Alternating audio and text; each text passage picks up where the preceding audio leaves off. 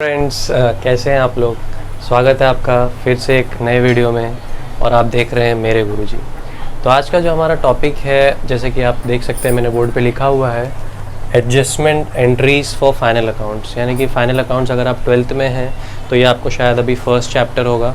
और उसमें जो फाइनल अकाउंट्स है उसमें काफ़ी सारे एडजस्टमेंट्स होते हैं जिनकी एंट्रीज़ काफ़ी स्टूडेंट्स को समझने में बहुत प्रॉब्लम होती है। तो इसलिए मैंने सोचा ये वीडियो बनाया जाए ताकि आपको समझने में आसानी हो। ठीक है, तो आइए शुरू करते हैं।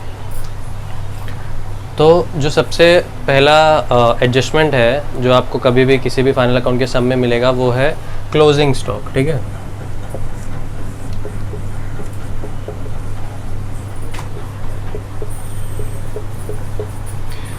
क्लोजिंग स्टॉक क्या होता है? फाइनल जो आपने last year final accounts prepare किया था अपने कंपनी के लिए, तो वो इस ईयर जब आप उसको देखते हो ट्रायल बैलेंस में तो आपको क्लोजिंग स्टॉक दिखता है। अब आपको जो फर्स्ट एडजस्टमेंट दिखेगा एडजस्टमेंट्स के सेक्शन में वो क्लोजिंग स्टॉक होता है। ठीक है, अब क्लोजिंग स्टॉक के भी जो एंट्रीज होती हैं वो मैं आपको बताता हूँ कहाँ कहाँ होती हैं। ठीक है, तो क्लोजिंग स्टॉक सबसे पहले आपको डालना है ट्रेडिंग अकाउंट के डेबिट साइड, ट्रेडिंग अकाउंट के क्रेडिट साइड। ये आपका एंट्री है।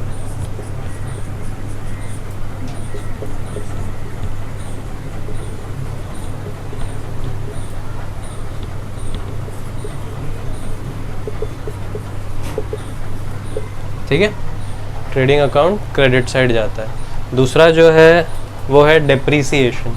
ठीक है,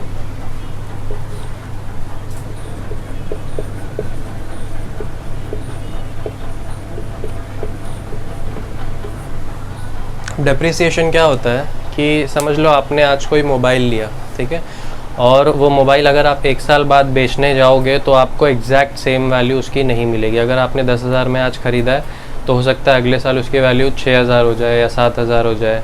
ठीक है, अगर 7,000 हो गई तो यानी कि उसकी 30% वैल्यू जो है वो डेप्रीसिएट हो गई। तो ये भी आपको एडजस्टमेंट्स में देखने मिलेगा। ठीक है, और डेप्रीसिएशन के 2 एंट्रीज़ होती हैं। वो कहाँ होती है पहले मैं आपको बताता हूँ।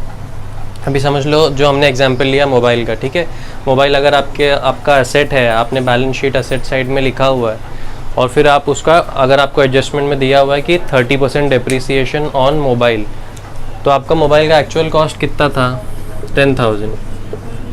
ठीक है, और उस पर डेप्रीसिएशन कितना हुआ? 30%।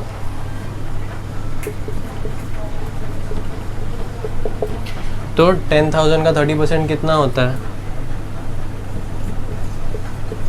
ठीक है, इज इक्वल टू 10% डेप्रीसिएशन। तो ये अब हम लोग माइनस कर देंगे। कहाँ माइनस करेंगे? असेट्स में से। असेट्स कहाँ रहता है? बैलेंस शीट में। ठीक है, तो बैलेंस शीट असेट साइड में जो भी वो असेट होगा माइनस करेंगे हम लोग डेप्रीसिएशन वो असेट्स में से। तो असेट्स की वैल्यू थी 10,000, हम लोग ने माइनस किया 3,000, तो जो टोटल बचेगा असेट वैल्यू वो है 7,000। तो ये हो गई फर्स्ट एंट्री। ठीक है, asset side, balance sheet asset side subtract from the particular asset, depreciation की फर्स्ट एंट्री। और दूसरी एंट्री क्या है कि ये जो 30% जो डेप्रीसिएट हुआ है यानी कि ये 3,000 रुपये ये कंपनी के लिए लॉस है। राइट, वो 3,000 वेस्ट हो गए आपके। तो वो लॉस कहाँ जाता है? लॉस कभी भी प्रॉफिट एंड लॉस के डेबिट साइड जाता है। तो इसकी सेकेंड एंट्री जो होगी वो होगी प्रॉफिट एंड लॉस के डेबिट साइड। तो ये हो गया इसका फर्स्ट एंट्री और ये हो गया इसकी सेकेंड एंट्री। ठीक है, हमने डेप्रीसिएशन भी देख लिया। इसी हिसाब से अगर कोई भी एसेट आपको दिया हुआ है आपको सिर्फ परसेंटेज फाइंड करना है और उसके 2 एंट्री होगी। एक होगा असेट में से माइनस होगा और दूसरा प्रॉफिट एंड लॉस के डेबिट साइड जाएगा क्योंकि कंपनी को लॉस हुआ है। ठीक है, अब हम लोग तीसरा देखते हैं, आउटस्टैंडिंग एक्सपेंसेस। ठीक है,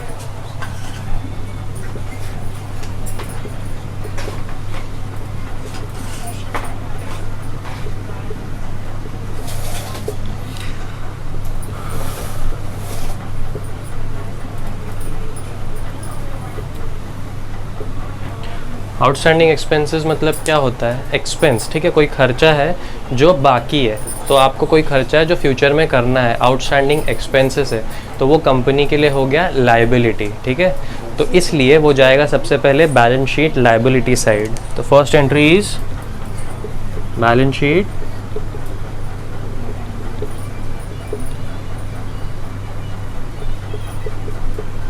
लायबिलिटी साइड, ठीक है। अब उसका दूसरा एंट्री क्या है? आउटस्टैंडिंग एक्सपेंस है, और दूसरा एंट्री है उसका एक्सपेंस में डेबिट होगा, ठीक है। आप आउटस्टैंडिंग एक्सपेंसेस था जो आपको अभी भरना है, तो भर रहे हो आप, कोई तो कंपनी से पैसे जा रहे हैं, ठीक है, इनडायरेक्ट एक्सपेंस है, तो प्रॉफिट एंड लॉस के डेबिट साइड जाएगा ये। फिर से इसका दूसरा एंट्री है प्रॉफिट एंड लॉस के डेबिट साइड, जो भी वो एक्सपेंस है वो एक्सपेंस में ये ऐड हो जाएगा, ठीक है। तो यानी कि कंपनी को उतना पैसे का नुकसान हुआ, और दूसरी बात उनके बैलेंस शीट में लायबिलिटी के साइड जाएगा। ये हो गया तीसरा।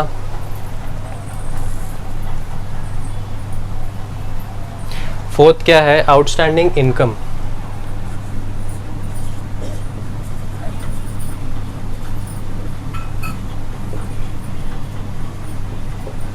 ठीक है, first entry, second entry.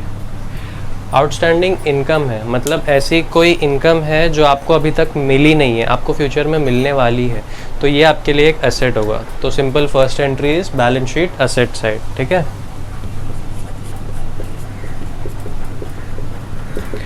Balance sheet outstanding income asset side.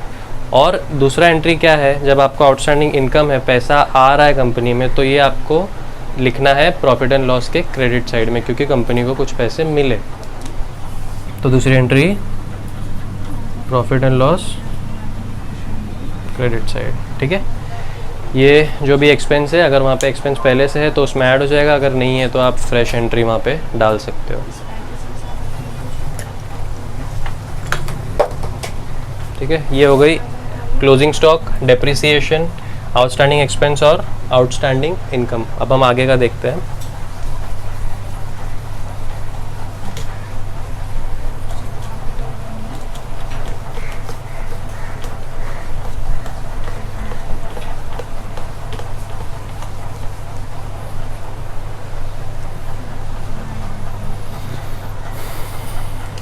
Prepaid expense, ठीक है।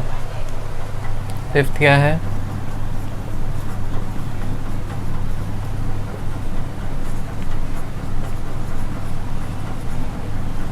Prepaid expense. प्रीपेड एक्सपेंस मतलब, प्रीपेड मतलब क्या होता है? ऐसी कोई चीज़ जो आप पहले से आपने भर दी है, ठीक है। एक्सपेंस मतलब ऐसा कोई एक्सपेंस था जो आपको फ्यूचर में करना था, लेकिन आपने उसको टाइम से पहले ही भर दिया है, तो इसलिए अभी के टाइम पे वो आपकी कंपनी के लिए असेट है। तो इसका फर्स्ट एंट्री क्या होगा?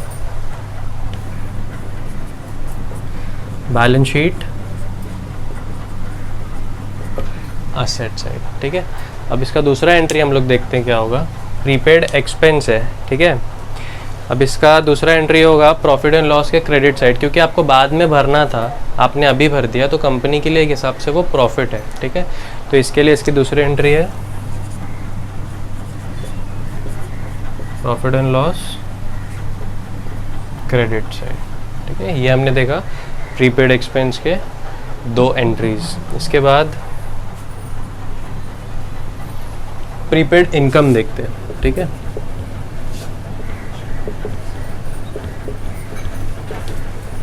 अब ये एग्जैक्टली इसका उल्टा हो जाएगा। प्रीपेड इनकम जो है प्रीपेड एक्सपेंस का उल्टा है। कैसे? इसकी फर्स्ट एंट्री होगी जो प्रीपेड इनकम, समझते हैं पहले प्रीपेड इनकम क्या है, ठीक है। इनकम जो ऐसी इनकम है जो आपको बाद में मिलनी चाहिए थी, लेकिन आपको टाइम से पहले मिल गई, ठीक है, बाद में आपको नहीं मिलेगी, तो इसलिए आपके लिए ये लायबिलिटी है। आपको अभी नहीं मिलनी चाहिए थी बट मिल गई, तो इसलिए आप ये लिखोगे बैलेंस शीट के लायबिलिटी साइड,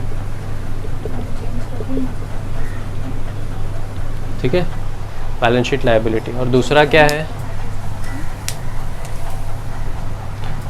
जो भी इनकम है, जो आपको इनकम मिली है उसमें से माइनस हो जाएगी, ठीक है, प्रॉफिट एंड लॉस के डेबिट साइड में। ये इसका दो एंट्री हो गया, प्रीपेड एक्सपेंस और प्रीपेड इनकम, ये P&L के क्रेडिट में जाता है, ये P&L के डेबिट में जाता है। लास्ट उसके बाद क्या है, बिल्स रिसीवेबल।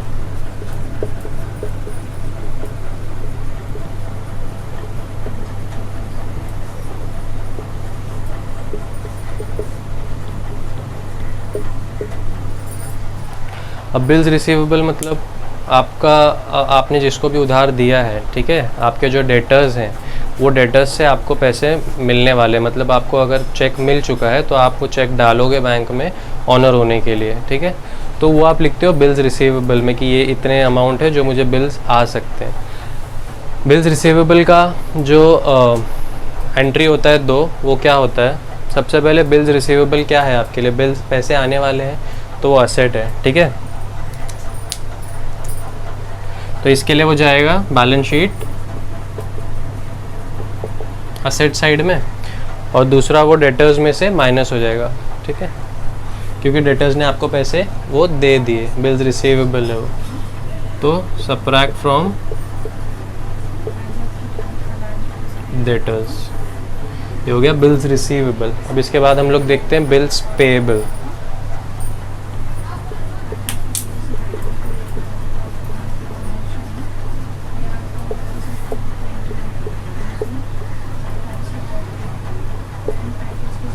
बिल्स पेबल क्या है आपके लिए, आपको बिल पे करना है तो आपके लिए लाइबिलिटी, ठीक है, वेरी सिंपल। तो बैलेंस शीट के लाइबिलिटी में जाएगा फर्स्ट एंट्री,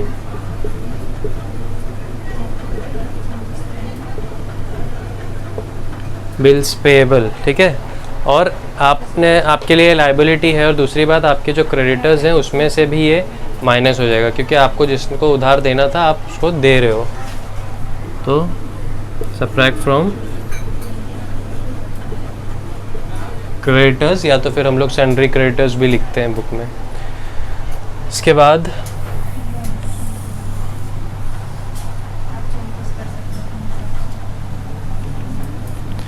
बाद क्या है, अनरिकॉर्डेड परचेज, ठीक है।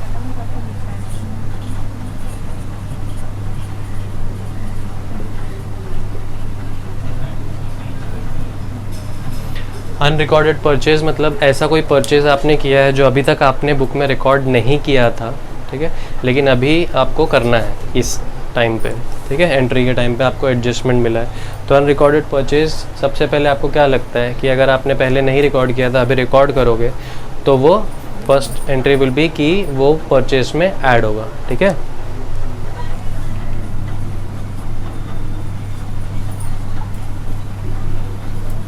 Add to purchase. और दूसरी बात है, आपने परचेज किया है, ठीक है, तो आपने उधार पे लिया है वो पैसा, तो आपके क्रेडिटर्स की अमाउंट बढ़ेगी, तो सेकेंड एंट्री है add to creditors.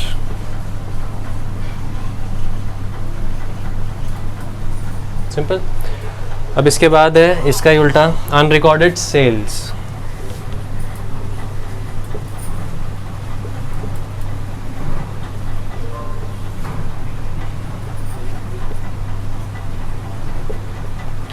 Unrecorded sales simple, फिर से वही अनरिकॉर्डेड सेल्स था जो आपको अभी पता चला, तो आपको अभी ऐड करना है, तो ये सेल में ऐड होगा सबसे पहले, ऐड टू सेल्स। और दूसरा सेल किया है आपने उधार पे माल बेचा है, तो आपके डेटर्स की वैल्यू बढ़ जाएगी, मतलब आपका उधार जो आपने दिया है डेटर्स को वो बढ़ जाएगा, तो डेटर्स में भी ऐड होगा, तो ऐड टू डेटर्स, ठीक है। अब इसके बाद क्या आता है, इंटरेस्ट ऑन कैपिटल, ठीक है, पहले ये पूरा रब कर देते हैं।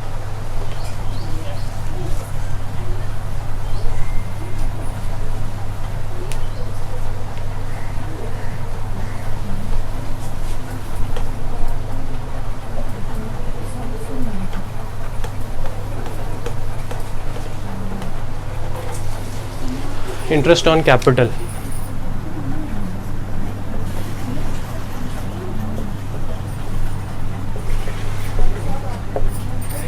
ठीक है। कैपिटल कौन देता है, कैपिटल पार्टनर देता है, ठीक है। अब पार्टनर कैपिटल दे रहा है तो इंटरेस्ट किसको मिलेगा, पार्टनर को ही मिलेगा। तो सबसे पहला एंट्री क्या होना चाहिए, add to capital account of partner. तो पार्टनर का जो भी कैपिटल अकाउंट है, सपोज पार्टनर है ए और बी, ठीक है, तो इन लोगों का जो भी कैपिटल अकाउंट आपने बनाया होगा उसमें ऐड होगा, ठीक है, उस हिसाब से। और दूसरा क्या है, कंपनी ने पार्टनर को इंटरेस्ट दिया, तो कंपनी ने पैसे दिए, पैसे देते हैं तो क्या होता है, डेबिट होता है, और ये जाएगा प्रॉफिट एंड लॉस के डेबिट साइड में, सेकेंड एंट्री, ठीक है, सिंपल। ये इंटरेस्ट ऑन कैपिटल था। अब इसके बाद अब हम कंपनी को पैसे लेने की बारी है, ठीक है। अब आएगा इंटरेस्ट ऑन ड्राइंग्स।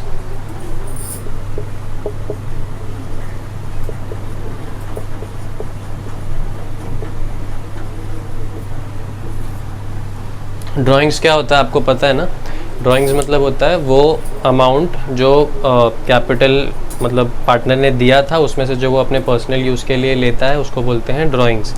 अब ड्राइंग्स जब पार्टनर लेगा तो उसको इंटरेस्ट देना पड़ता है पूरे फर्म को यानी कंपनी को। तो अब हम लोग देखते हैं उसकी दो एंट्री क्या होगी।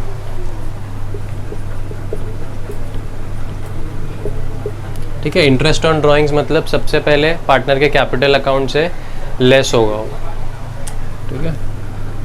सब्ट्रैक्ट फ्रॉम, एक second, from capital account of partner, ठीक है। पार्टनर के अकाउंट से वो लेस होगा क्योंकि उसको इंटरेस्ट पे करना है। और दूसरा, कंपनी को क्या हुआ, फ़ायदा हुआ, कंपनी को पैसे मिले, तो वो जाएगा पीएनएल के क्रेडिट साइड में, ठीक है। अब इसके बाद गुड्स डिस्ट्रॉयड बाय फायर, ठीक है, ये भी आपको एंट्री देखने मिलती है, बहुत रेयर एंट्री है, ज़्यादा नहीं आती बट फिर भी कभी कभी आ जाती है एग्ज़ाम में, तो हम लोग उसको भी देख लेते हैं।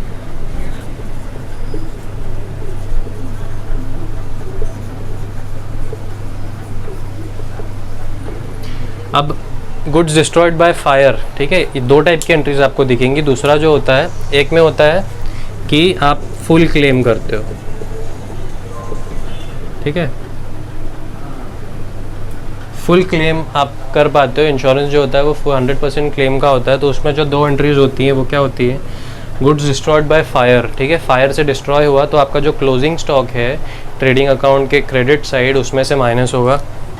तो first entry is trading account credit side, ठीक है। और दूसरा क्या है कि आपको पता है कि आपने फुल क्लेम कर दिया, जो भी गुड्स डिस्ट्रॉय हुए हैं वो आपको पूरा अमाउंट उसका मिल जाएगा, ठीक है। तो वो आपके लिए क्या हो गया, बिल्स रिसीवेबल हो जाएगा, राइट, मतलब इंश्योरेंस रिसीवेबल हो जाएगा, सॉरी। तो आप उसको असेट साइड लिखोगे बैलेंस शीट के।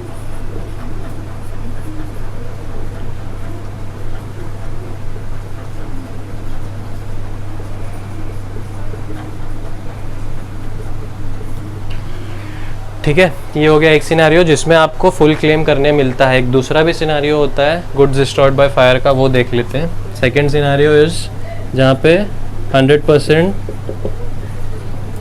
क्लेम नहीं होता है, 100% क्लेम नहीं मिलता है, तो उसमें पार्शियल रिकवरी हो पाती है, जो भी डिस्ट्रक्शन हुआ है गुड्स का, जो भी लॉस हुआ है, ठीक है।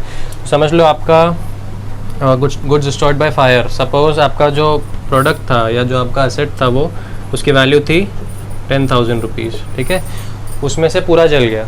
अब जो इंश्योरेंस के हिसाब से आपको 70% क्लेम कर सकते हो आप, तो आपने 70% क्लेम अगर किया तो वो हो गया 7,000, ठीक है, ये बिल्स रिसीवेबल हो गया 7,000। और दूसरा जो 3,000 है ये आपका लॉस है जो कंपनी को बेयर करना पड़ेगा, ठीक है। तो इसमें भी 3 एंट्रीज होंगी, ठीक है, इसमें 3 एंट्रीज होगी, यहाँ पे 2 होती है, इसमें 3 एंट्रीज होगी। कैसे, फर्स्ट एंट्री देखते हैं, सेकंड, थर्ड।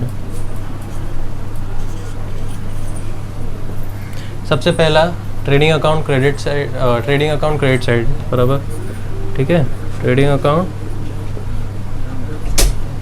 क्रेडिट साइड जाएगा सबसे फर्स्ट। पूरा 10,000 का आपका माल जल गया तो वहाँ से पूरा 10,000 आप माइनस कर दोगे क्लोजिंग स्टॉक से। और दूसरा जो 7,000 है ये बिल्स रिसीवेबल है। बिल्स रिसीवेबल हम लोग कहाँ डालते हैं? इंश्योरेंस रिसीवेबल, सॉरी ये है इंश्योरेंस रिसीवेबल, ठीक है। तो ये जाएगा बैलेंस शीट के असेट साइड में, 7,000 आपको मिलने वाले हैं, तो ये जाएगा बैलेंस शीट के असेट साइड में। ये दूसरी एंट्री है, कितने की? 7,000 की। और तीसरा है जो 3,000 है, ये इसका कुछ नहीं हो सकता, आपको लॉस हुआ है, और लॉस आप कहाँ लिखते हो? प्रॉफिट एंड लॉस के डेबिट साइड, ठीक है। ये हो गई तीसरी एंट्री। तो कभी कभी ये भी आता है, गुड्स डिस्ट्रॉयड बाय फायर, ये हो गई 2 एंट्री। और गुड्स डिस्ट्रॉयड बाय फायर ये फुल क्लेम का है, ये पार्शियल क्लेम की एंट्री है जिसमें 3 एंट्री होती है। अब हम लोग आगे देखते हैं।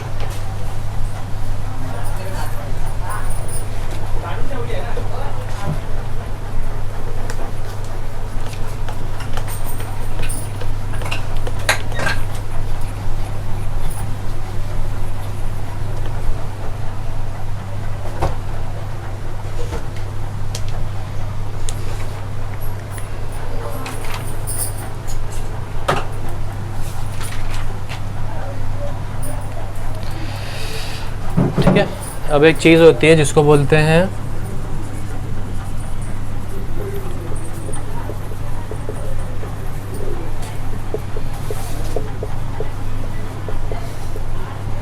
Reserve for discount on debtors. Debtors क्या है? वो लोग जिनको आपने उधार दिया हुआ है, ठीक है। तो अब आपने उधार दिया है, तो अब उनके लिए हम लोग रिज़र्व करेंगे कुछ डिस्काउंट के लिए। इसमें एक सिनेरियो लेते हैं, सपोज़ आपने 10,000 रुपये किसी को दिया हुआ है उधार, ठीक है, और वो आपको अभी बोल रहा है कि भाई अगर आपको अभी चाहिए तो आपके मेरे पास 9,000 है, ले लो, 1,000 रुपये मैं नहीं दे पाऊँगा, और अगर आपको पूरे 10,000 चाहिए तो अगले साल मैं दे सकता हूँ। तो आप सोचोगे चल भाई अभी 9,000 तो आ रहे हैं, तो अभी पूरा ले लेते हैं, ठीक है। तो इसलिए ये एडजस्टमेंट होता है, reserve for discount on debtors, ठीक है। इसके भी 2 एंट्रीज होती हैं। सबसे पहले आपने डेटर्स को डिस्काउंट दिया, तो डेटर्स में से ये माइनस होगा, ठीक है। तो सब्ट्रैक्ट फ्रॉम डेटर्स। और दूसरा, आपका नुकसान कितना हुआ? डेटर्स ने आपको 9,000 दे दिए, ठीक है, वो 9,000 माइनस हो गया वहाँ से, लेकिन आपका नुकसान भी हुआ है ना 1,000 का, तो वो भी तो एंट्री करनी पड़ेगी। वो दूसरा जाएगा प्रॉफिट एंड लॉस के डेबिट साइड में, ठीक है। ये 9,000 और ये 1,000, तो इस हिसाब से 10,000 जो है वो एडजस्ट हो जाएगा आपका। दूसरा है, जैसे हमने यहाँ पे किया था reserve for discount on debtors, वैसे ही होता है एक reserve for discount on creditors, ठीक है। अब यहाँ पे उल्टा सिनेरियो है, आपने किसी से उधार लिया है और आप उसको बोलते हो देख भाई मैं 9,000 अभी दे सकता हूँ, अगर तुमको पूरे 10,000 चाहिए तो अगले साल आना। तो वो सोचेगा नहीं चल 9,000 मिल रहा है तो अभी पूरा 9,000 ले लेते हैं। तो यहाँ पे अब उसको नुकसान होगा, आपको फ़ायदा होगा 1,000 रुपये का। कैसे देखते हैं? फर्स्ट सिनेरियो, सेकेंड एंट्री, ठीक है। First entry, second entry. First entry क्या होगी? आपने क्रेडिटर्स का लोन जो है चुका दिया, तो आपको क्रेडिटर्स में से माइनस करना है, ठीक है, सब्ट्रैक्ट फ्रॉम क्रेडिटर्स। और दूसरा है आपको 1,000 रुपये का फ़ायदा हुआ, तो वो जाएगा प्रॉफिट एंड लॉस के क्रेडिट साइड में, ठीक है। ये आएगा 1,000 और यहाँ पे आ गया 9, इस हिसाब से ये टैली होगा। अब हम लोग ज़्यादा नहीं, थोड़ा सा बाकी है, आरडीडी देखेंगे क्या होता है। वीडियो पूरा लास्ट तक देखिएगा, नहीं तो फिर आपको कन्फ्यूजन होगी समझने में, ठीक है। अब आरडीडी का जो फॉर्मेट होता है बैड डेट्स का, ठीक है, 2 बैड डेट्स ये दिया हुआ होता है, 2 बैड डेट्स। यानी बैड डेट्स मतलब वो अमाउंट जो आपका रिकवर नहीं हो पाया, डेटर्स जो है वो भाग गए, मतलब आपका पैसा दिया ही नहीं उन्होंने कभी, वो पैसे आपके डूब गए, उसको बोलते हैं बैड डेट्स। तो बैड डेट्स के लिए भी एंट्रीज हमको करनी पड़ती है, क्योंकि आपके सारे डेटर्स पैसे पे नहीं करते हैं, कुछ जो है वो भाग जाते हैं, ठीक है। तो इसका कैसे फॉर्मेट है पहले हम लोग वो देखते हैं। 2 बैड डेट्स, ठीक है, उसके बाद में आता है ऐड न्यू बैड डेट्स। उसके बाद में आता है add new RDD, reserve for discount on debtors, ठीक है। और उसके बाद में आता है सबट्रैक्ट ओल्ड RDD। तो ये इसका फॉर्मेट है।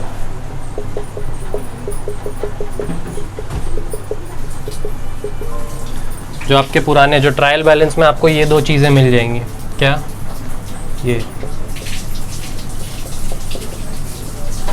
ये दोनों आपको ट्रायल बैलेंस में मिल जाएगा, जिसको आपको ज़्यादा कुछ करना नहीं है। ये दो जो आपको नए मिले हैं, ये दोनों आपको एडजस्टमेंट में मिलेंगे, ठीक है। ये दोनों आपको एडजस्टमेंट में मिलेंगे। तो इस हिसाब से आपको जो पुराने बैड डेट्स है वो लिखना है, नए बैड डेट्स उसमें ऐड करने हैं, न्यू RDD उसमें ऐड करनी है, और जो ओल्ड RDD उसको माइनस कर देनी है। तो आपकी जो फाइनल वैल्यू होगी वो जाएगी प्रॉफिट एंड लॉस के डेबिट साइड के बाहर वाले कॉलम में, ठीक है। ये पूरा जो एंट्री है, एडजस्टमेंट है, ये P&L के डेबिट साइड आती है।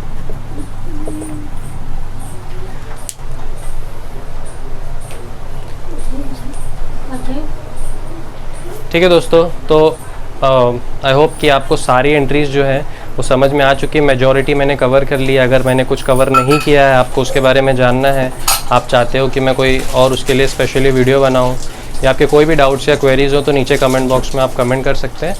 और प्लीज़ लाइक और सब्सक्राइब करना मत भूलिएगा। अगर आप किसी को शेयर करना चाहें तो प्लीज़ शेयर करिएगा, ठीक है, अगर आपको पसंद आई तो। और आगे बहुत सारी वीडियोज़ के लिए देखते रहिए मेरे गुरुजी। Thank you, bye.